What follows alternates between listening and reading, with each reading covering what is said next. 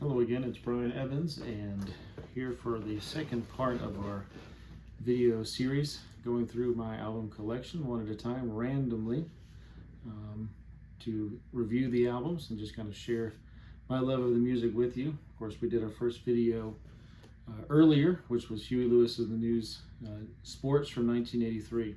The randomizer chose for this video's choice is Love Story, the 1971 album by Andy Williams. Andy Williams kind of seems a strange collection. I have several albums. When I was very young, I remember my grandmother listened to a station out of Atlanta called Peach FM, and back in the 80s it played easy listening music, what we might call traditional pop, adult contemporary, but it was a lot of crooners and Henry Mancini, Ray Conniff, things like that, Percy Faith, but also, a lot of Andy Williams. And I remember when I was in college, there was a station on the local cable channel that would have announcements that would scroll through. They were just kind of graphics, but there was, again, easy listening music was behind it. And I remember several times visiting family in the college town, and I would turn that channel on just to have something in the background as we talked or whatever. And whenever the song would come on, I was like, man, I like that guy singing. And I would say, who is that? And it seems like every time I asked, who is that? It was Andy Williams. And so, of course, as I got a little older, really got into his Christmas albums, which hopefully we'll review in the future. So when I started collecting albums, and my wife would go thrifting, she would say, is there any artist that you want me to look for? And when you go to a lot of thrift stores, you don't find a lot of albums by rock and roll artists or people like that, but you do find a lot of easy listening. And Andy Williams kind of became the one that I chose to collect because there were a lot of albums available at Goodwills and places like that.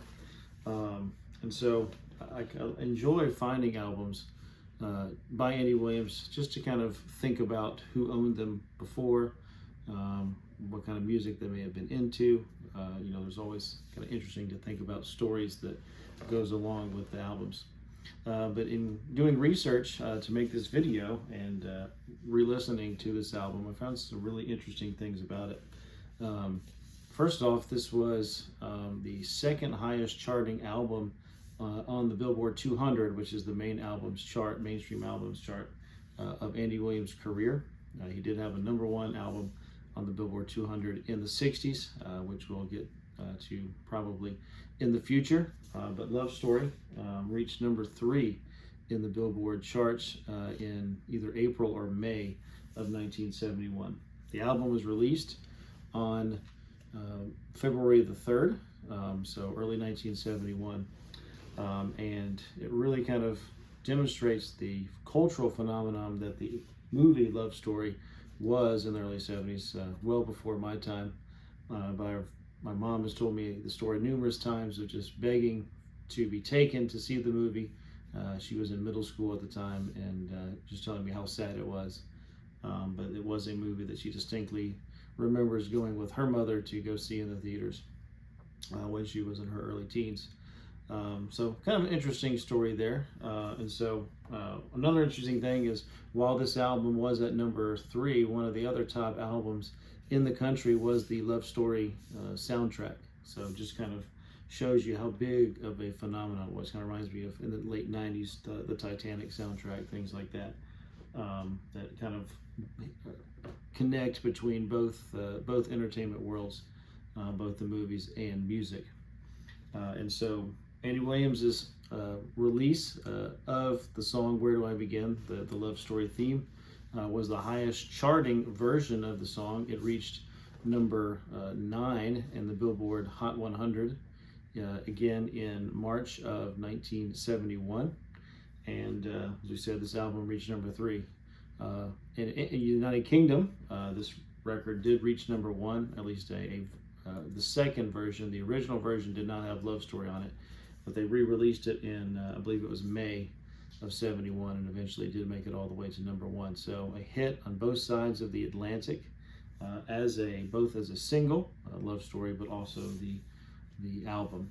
So always notice that the Andy Williams packaging is very simple. Usually a picture of Andy on the front, and then one of Andy on the back with the track listing.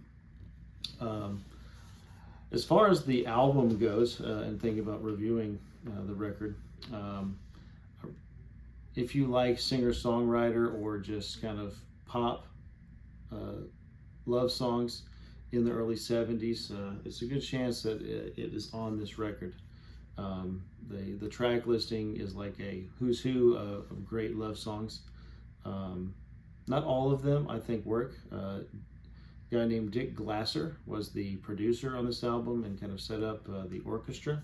But more than just the typical orchestra that you would find on Andy Williams versions of songs, there's also some other added instruments. There's a lot of acoustic guitar that accompanies the song because the original versions had acoustic. There's the electric piano as well. There's a version of Your Song by Elton John, John's first hit in 1970. It is covered on this record, and the intro to the song, kind of like the Elton John version, is an electric piano. I think it's pretty effective. As we know, Andy Williams is always going to do tasteful versions of songs. He's got a great voice, very smooth, and he can really kind of fit it to almost any type of song, and it does pretty well with these kind of pop standards. Not all the songs, in my opinion, are great. There are very few that probably outdo the original, but Andy is always going to give a tasteful version. So side one begins with the single Love Story. Where Do I Begin? Which, as we said, comes on number one. And really, when you listen to the album all the way through, it is the one song that just kind of has that different sound to it. That you think, wow, this is really good. It's arranged a little bit more, I would say, thoughtfully. Kind of the idea, hey, this is going to be a big hit, and it certainly was. After that, it is the Elton John song, Your Song, which Andy Williams, I think, does a pretty good vocal rendition of. I think it's one of the better songs on the record. After that is a cover of the Kris Kristofferson number For the Good Times. I don't think it's quite as effective. I don't think Andy Williams' voice does very well with kind of country songs. There are a couple on this record that were originally country hits, and I don't think that they're as good as some of the others.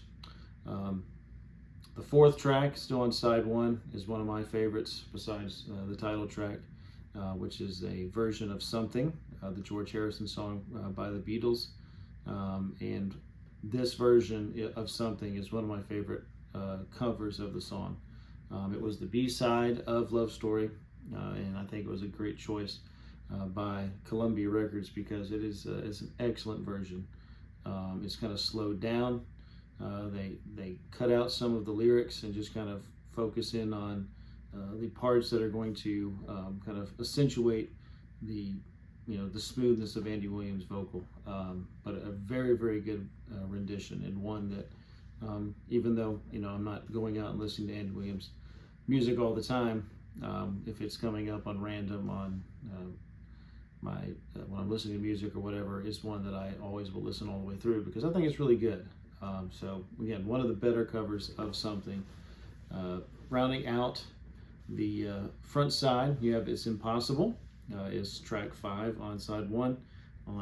Not nearly as good as the Perry Como version, which was a hit around this time, but it's an okay version. And then rounding out side 1 is We've Only Just Begun. Again, a great song, not my favorite version.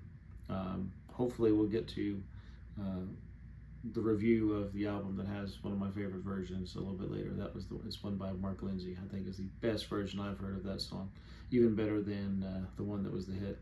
Side 2, in my opinion, the weaker side. There's no song on here that I think is a keeper. But they're all pleasant enough. I Think I Love You from the Partridge Family. David Cassidy is the opening track. Not a version I particularly enjoy. Candida, the song that Tony Orlando and Dawn did, is the second track on side 2. Again, pleasant enough, but not one that's memorable. Fire and Rain, the James Taylor song, is track 3. The version is nowhere near as good as James Taylor's version. I don't really enjoy it. Rose Garden, the Lynn Anderson song by Joe South, is the second to last track on the record. Not nearly as good as the Lynn Anderson version, and not as good as another version I like by Glenn Campbell. This version is slowed down some. It doesn't kind of have the same cadence. The lyrics, don't rhyme together as well as I think they do in the original version. So not my favorite, but again, a good song. So you can understand why they added it to the collection. And then the final song is another George Harrison number. This from his solo record, All Things Must Pass. All Things Must Pass was still on the charts when Love Story hit the charts in the winter and spring of 1971. I think a loving version of My Sweet Lord here from Andy Williams with a full-on choir singing the Hallelujah parts.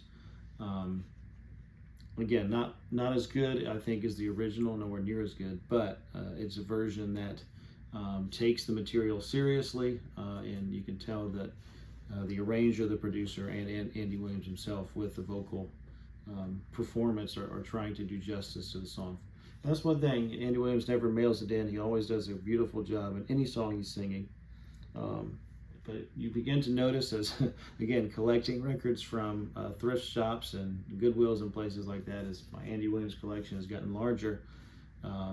As he moves into the 70s, his selection becomes very popish, not just kind of the easy listening or crooning tracks, you might say, standards, but he begins to do a lot of covers, pop covers, we might say, of songs that were big on the top 40. And that will continue on his albums throughout the 70s. But a great choice, very exciting, random choice for the second album, Love Story by Andy Williams. Again, if you happen to be at a thrift store and you see it, it is worth the pickup. Because again, even if you don't particularly like Andy Williams songs, every one of the songs that is on the record are pop standards of the late 60s, early 70s.